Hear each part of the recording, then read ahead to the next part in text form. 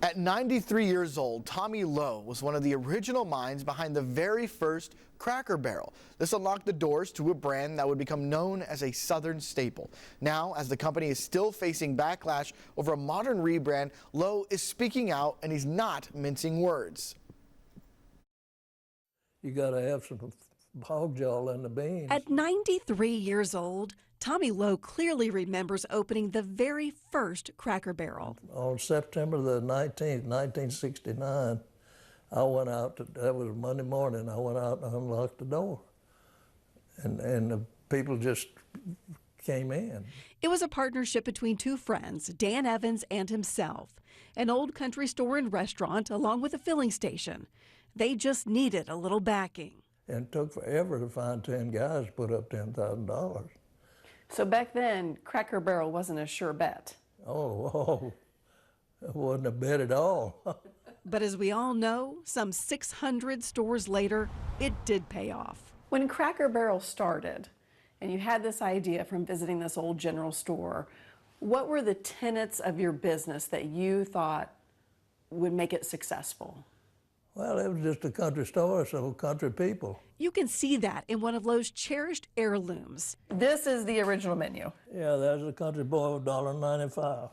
And you can almost taste that country cooking. We served a center cut piece of country ham on there with 3 eggs and grits and hash browns and biscuits and jelly and gravy. All trademarks of Cracker Barrel, just like Uncle Herschel on the company's logo, until a brand refresh took a bite out of the barrel. Now, when you saw this logo rolled out the other day. Oh, that's crazy. That's nothing. It's a bland nothing.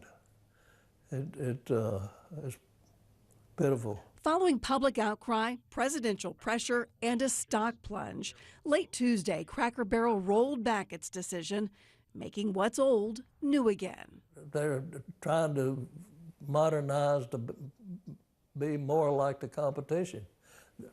Cracker Barrel doesn't have any competition. For Lowe, who went from vice president of operations to a decades-long board member, then loyal customer in retirement, it is just the latest misstep following a very expensive restaurant and menu update under the direction of CEO Julie Massino. Has the CEO is coming up on 2 years of being in that position. Has she ever stopped by and said hello? I don't have any idea who she is. And she doesn't have any idea who you are? No.